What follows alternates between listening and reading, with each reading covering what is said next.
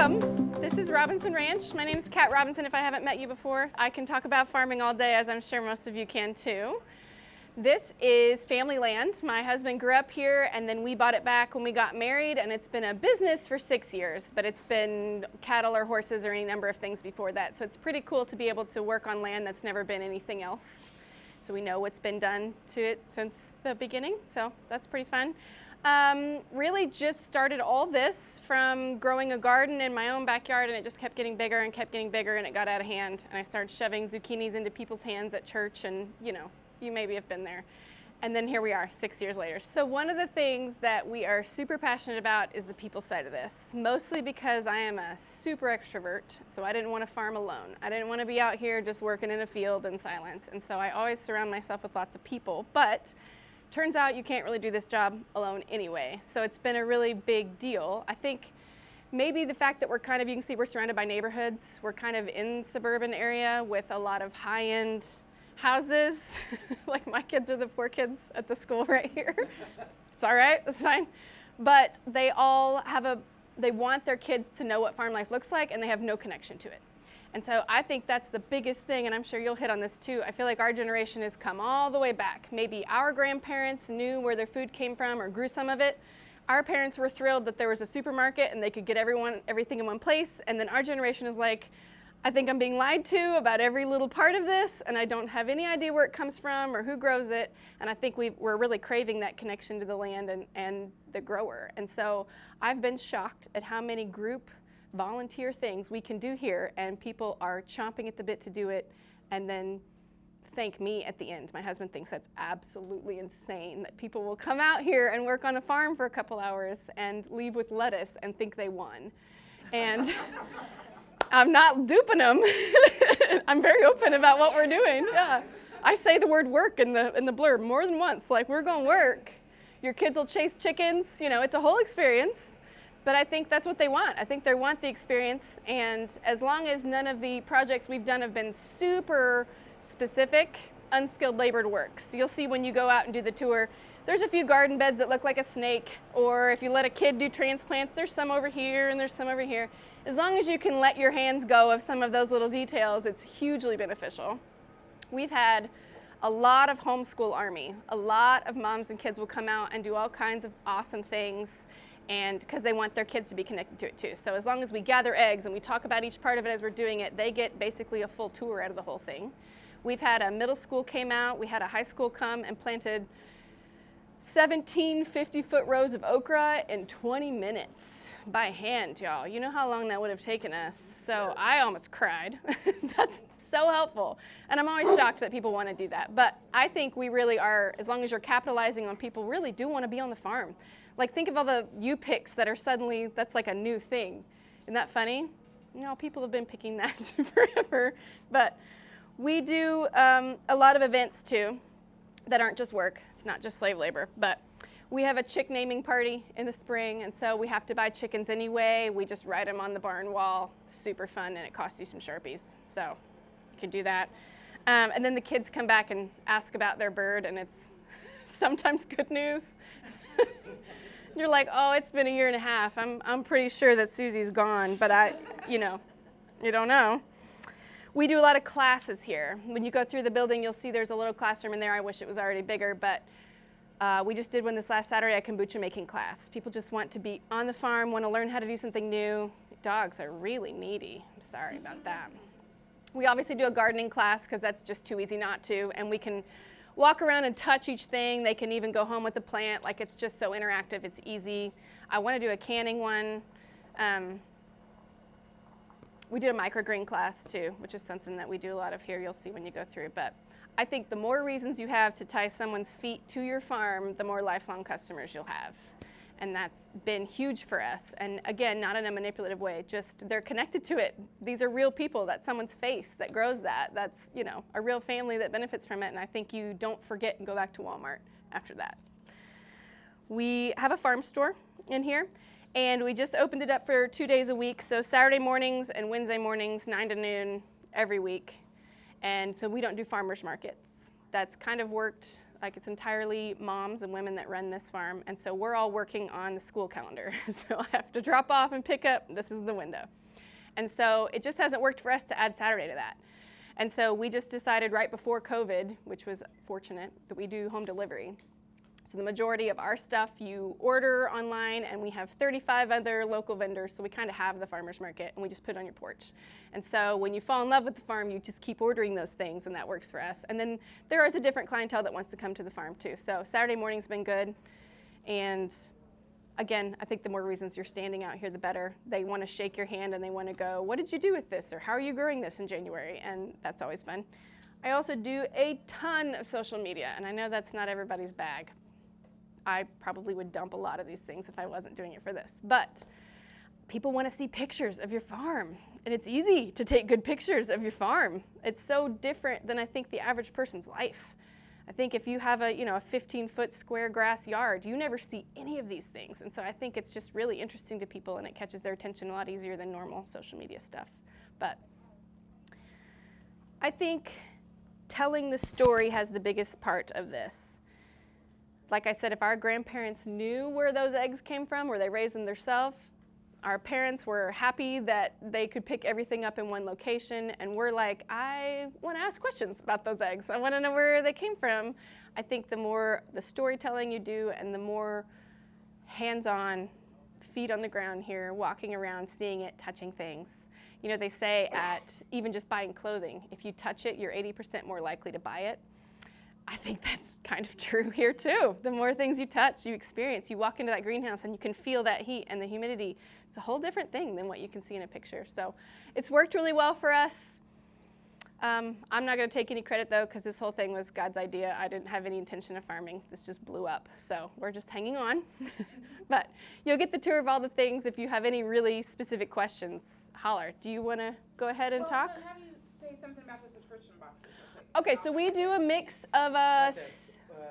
You talking about this subscription? Yes. Why don't you walk over there and talk about it for, This, you see our very fancy ping pong table and our very fancy whiteboard. You don't have to be fancy with a ping pong table, but like I said, we deliver everything every week, and I never fell in love with the, here's the 8 veggies you're gonna get whether you like them or not model. And so we just built a whole bunch of different ones. And as you can see, maybe like 20% of most of these is veggies. The rest is the other items that I know you're gonna eat every week. So we carry Swan's Dairy. We carry several other local vendors. There's bread in here. We carry, lots of things that you would eat every week anyway. And we put combinations of them together, and I came up with sassy names because that's who I am. But basically, these are on a subscription where every 2 weeks or once a month, their card is just charged, and we get the piece of paper and the receipt and pack the order, and it goes out. Other than that, probably that's like a quarter or 30% of what we do is these subscriptions of some kind. Most people just order a la carte every week, and it's completely random what they get. But well, I only have one of these. I don't even know if it's on here. That's all veggies, and only one person. If that gives you any gauge of how much vegetables people can really handle, it's like they start strong, and then month 2 they're like, no, absolutely not. I don't even know what that is. So we do a lot of teaching about vegetables too through social media, because I think so many of them, even the non-weird ones, the more you talk about it, the more likely they are to try to use it. But I'm sure you know that part. Anything else I'm maybe not covering? I was just gonna. Go ahead. Go ahead. right next to each other. Have at it. And go for it. Okay, so I was just going to talk about your hoop house and how I think it was Lainey and I were on a call one time, and you were saying, oh, don't forget to put in there that we're going to have a hoop house raising in one day. We did do that. Yeah. We call it the Amish barn raising. And you had people come in. Oh. Too close. Sorry. You had people come in, and they helped put the hoop house up. So I was putting my hoop house up at the time, and it had been 9 months of working on it because, it's like it's 4 people, and it's a lot of people. It's a lot. And so as soon as we got off that call, Lainey was like, guess what we're going to do? That's right. The next week, we had 19 people come out. Yes, that makes me happy. Yes, and it was done Right? in a day. Like, it works good. So that's what I was going to say, like, am I getting far away? As I was going to say is when you need something done, don't be hesitant to call on your friends and neighbors and see if they'll come over and help you out. Because more than likely they will, and just float them some lettuce. I've already promised tomatoes in the season. I'm like, whatever you want, just come over and grab it. But I got a full day's of work for lunch. Yeah. That's all I gave them was lunch. And they probably thought it was fun. Yeah. Yeah. Everybody loved Isn't it. that funny? And I mean, did a lot of hard work that I don't know if I want to do. But in the meantime, we had 2 more people in the group that are putting up a hoop house. And so now we're like, okay, well, let us know beautiful. when you're ready, and we'll just help Yeah. them out at the same time. I love it. So it all works out really easy to do it that way. And then I did get a question when we were on the bus. I was the last stop we were at. I was talking about the grants. So I need to correct something that I thought of after the fact. Because did you all do NRCS? Mm-hmm. The Okay. new one is, yeah. So mine was an NRCS grant also for the hoop house, but they now have through the Department of Ag the new and beginner farmer, and I think I talked about it a little bit. I can't remember if it was this group or the other group. So for $2,500, okay, let me go back. The grant is for 45 and under. I know. I've questioned it too. Unless you're a veteran. If you're a veteran, age does not matter. There is 3 different grants. There's $2,500. There's just a flat out $2,500. You don't have to do anything for it. I mean, you just have to apply. There's $5,000. You do have to come up with part of that money. I can't remember how much.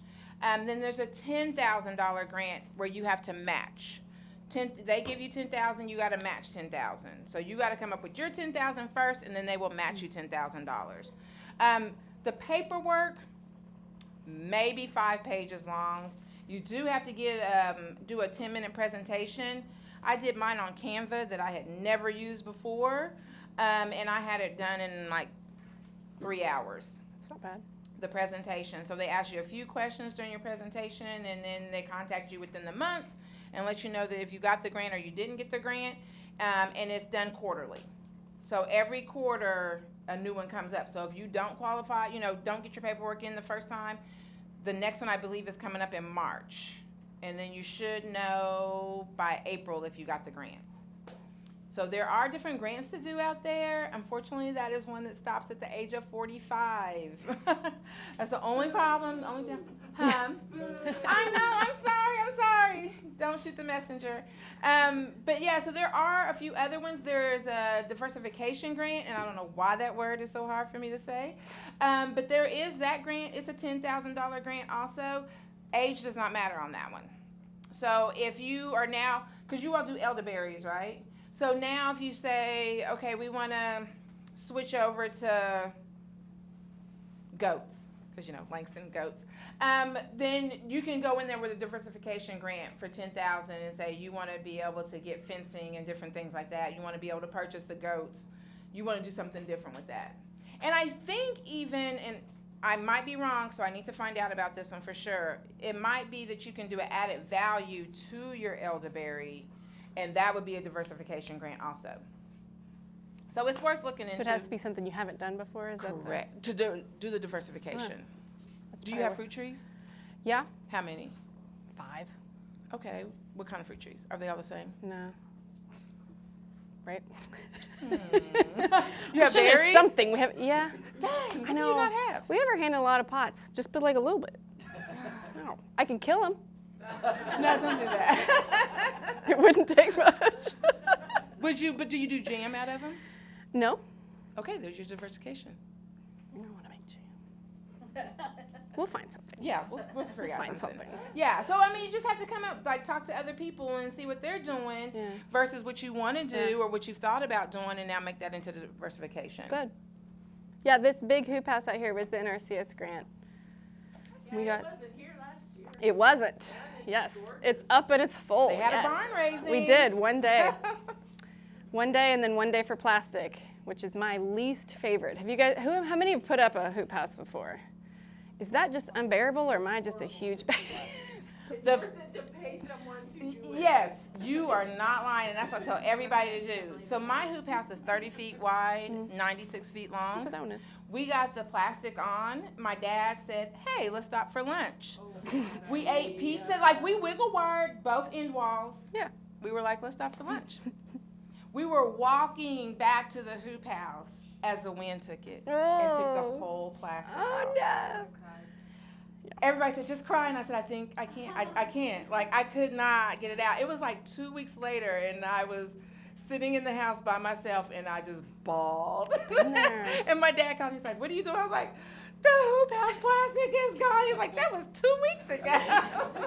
I was like, "But my emotions are just now hitting." It's trauma. It. Okay. So I tell people, I'm like, don't take a lunch break until you have wiggle wire at least on part of each side and on the top. I mean, it's work. Would I do it again by ourselves?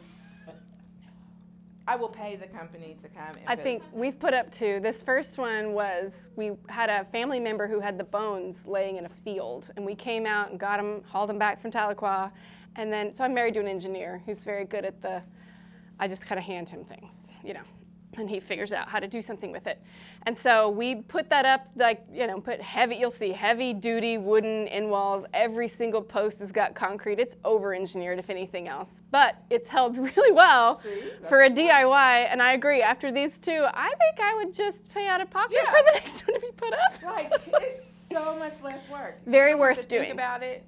Very worth doing though. We had to put in a semi-load of dirt because my ground was not level. It needs to be raised. It was level, but it needs to be raised up. So an 18-wheeler of dirt, and then also a 10-wheeler of dirt. That's a lot. That's a lot of dirt. That's a lot of dirt. That's a lot of dirt. Thankfully, we know cattle farmers in western Oklahoma that I got a really great deal on dirt. But if you don't, you got to come up with that somewhere. So I love the NRCS for the grant. Don't get me wrong. I would definitely do it again. I definitely think you need to know what you're getting into before you do it. Yeah.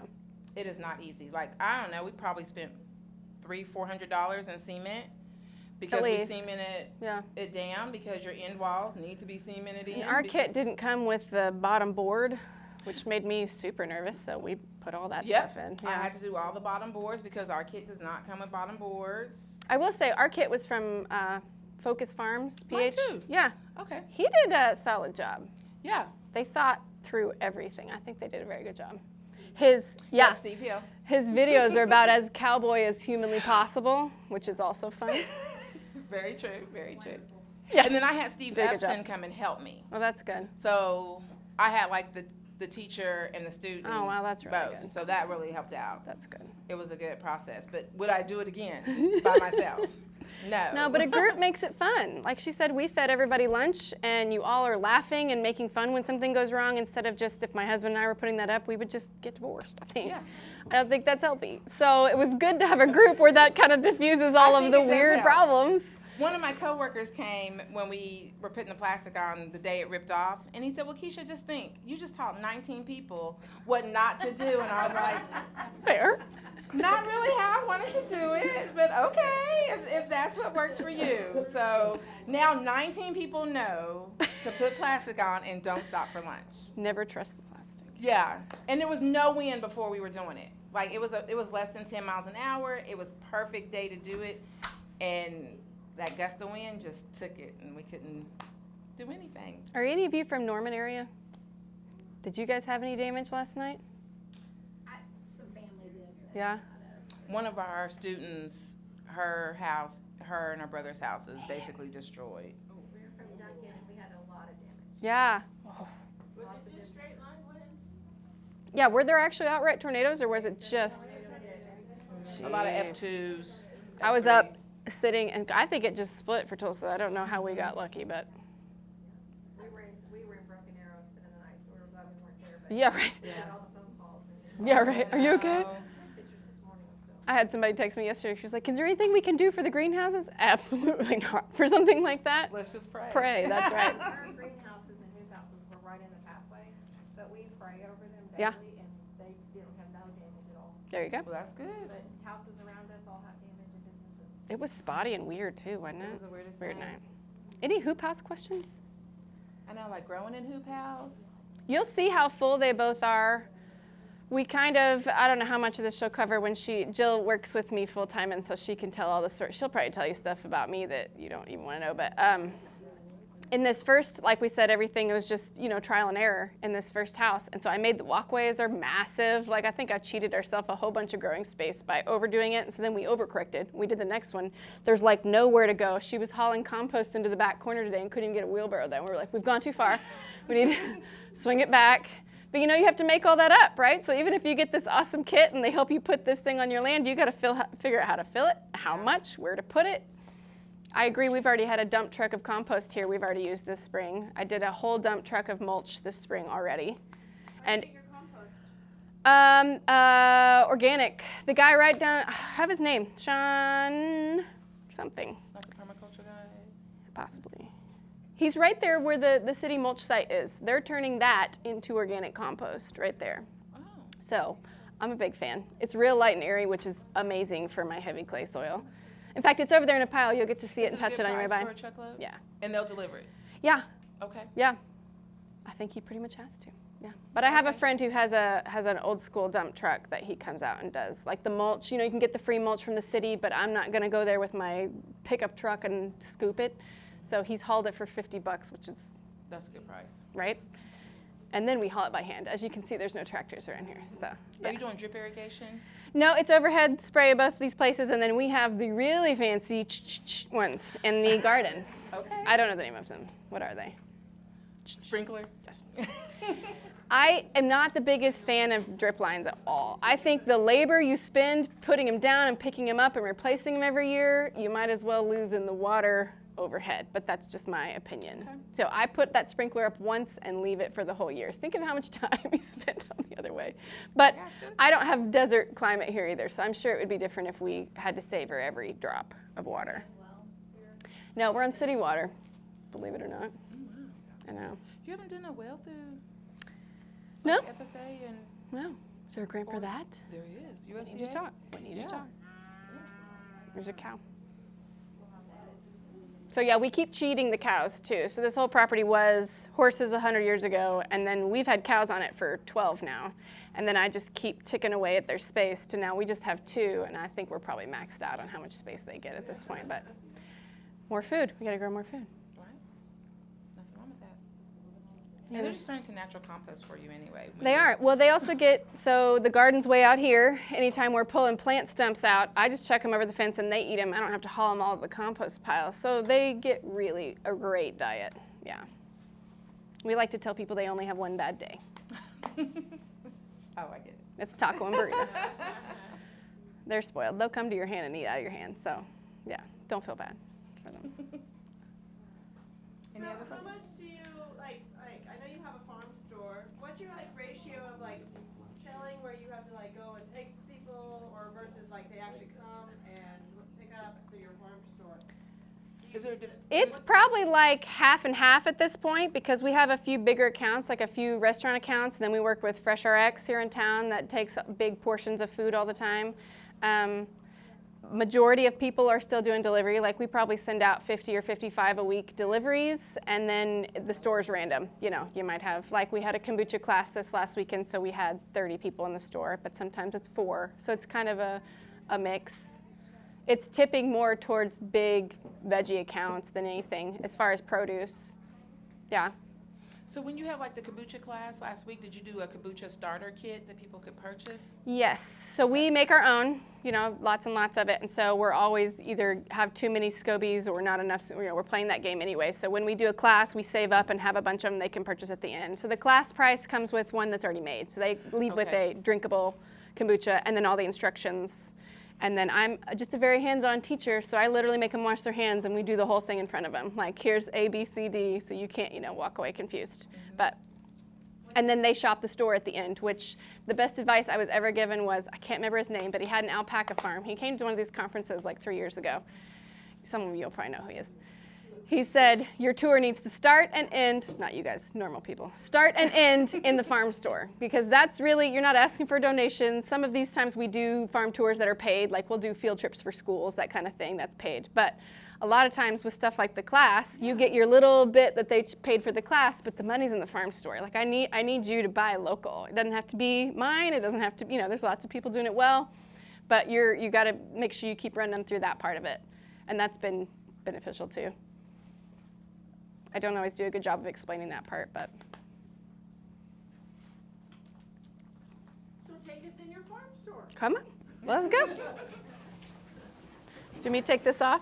No, once you're going to talk about it. It's not that big, so we're gonna get cozy, come on. So soon to be commercial kitchen. We're finishing our stuff up with city health department nonsense, but we make just elderberry kombucha and a few little things in here, so we don't have to have a lot of equipment.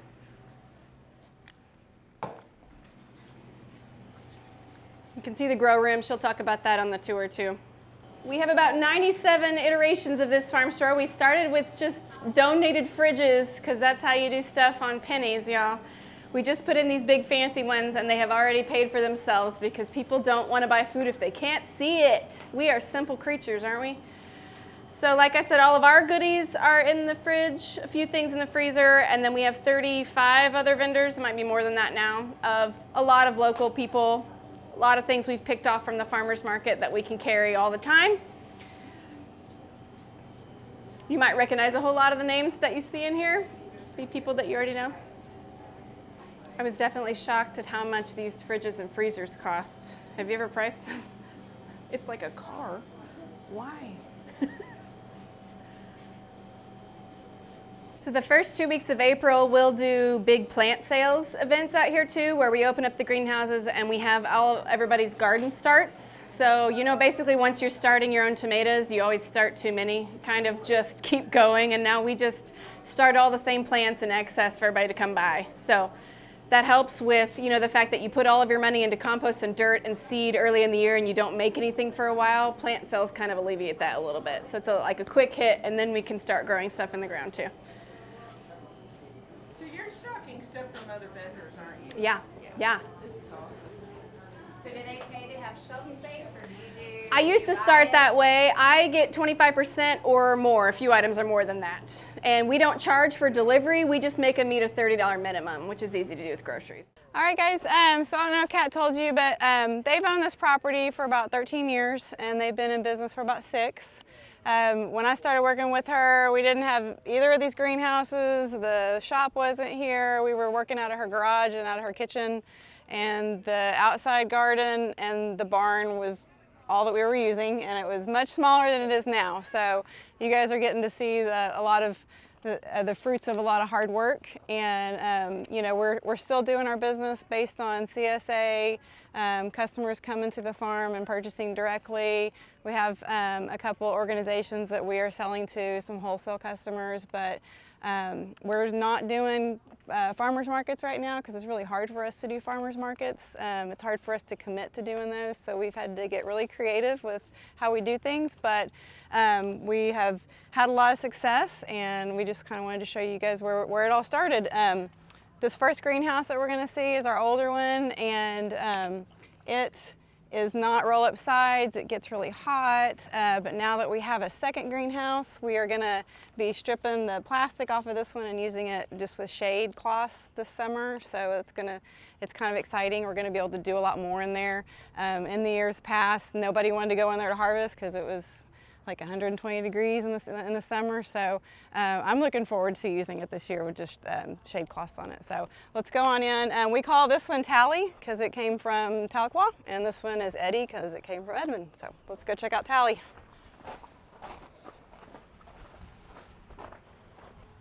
All right, come on in. So where near Tahlequah was this one? I don't know. It was a family friend. It was actually family. It was an uncle that wasn't using it. He said, if you want to use it, come and get it. So they went and got it. So if you guys want to come in a little bit further, make room for everybody. So we've got a lot of different stuff in here right now. This is the end of our winter crops. We've got collards, some spinach, some bok choy, some herbs back here. I think it's parsley, and some arugula. And so some of this, we didn't know if we'd be able to use these beds one more time before it got hot, so we just planted a bunch of stuff. Like the bok choy, we might be selling it as baby bok choy because we're probably gonna have to move it before it's really ready, mature. But we had a lot of luck with this greenhouse this year. We did a lot of vegetables for Fresh RX. We were able to supply them pretty much every 2 weeks with collards, radishes, all kinds of goodies. So We've had a lot of luck with this. Our problem, like I said, has been the heat of the summer and not having roll-up sides on this one. So now that we do have roll-up sides over there, we can strip this one down and use it as a shade hoop house. So we're looking forward to it. I think what she's got planned in here is some tomatoes, and or mostly tomatoes, and most of the other greenhouse is going to be cucumbers coming up. So everything that you see growing is just kind of us either experimenting or finishing up our winter vegetables. Over here we have a lot of our plant starts. Some of these were started in the grow room. Like these were started in the grow room, and we recently brought them out here. We have a lot of trays down here that we just started seeds. So. Finally got warm enough.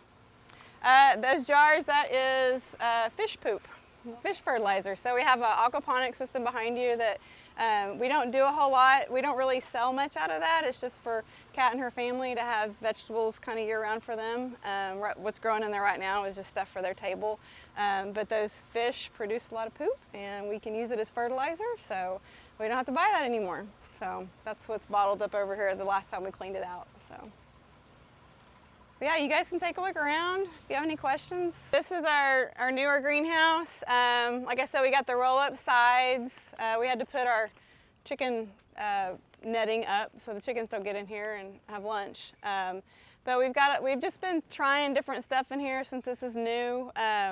We tried a lot of different lettuces. We had a lot of good results with the green leaf lettuce. This we just finished. We just turned this bed. We've been using this bed all winter long. We had frost cloth that we put down, and it survived the frost and the ice and everything. So we really like our new space. We've got some flowers over here that we already started. Broccoli. These are the cucumbers that we're going to put in the ground. We've been hardening these off, but we started them inside, but those are hothouse cucumbers. So most of this greenhouse will be cucumbers within a few weeks. Once we turn all these beds, that's what we're gonna plant. So we're gonna put some paracord netting up for our trellises and hopefully fill it up. Outside garden over here.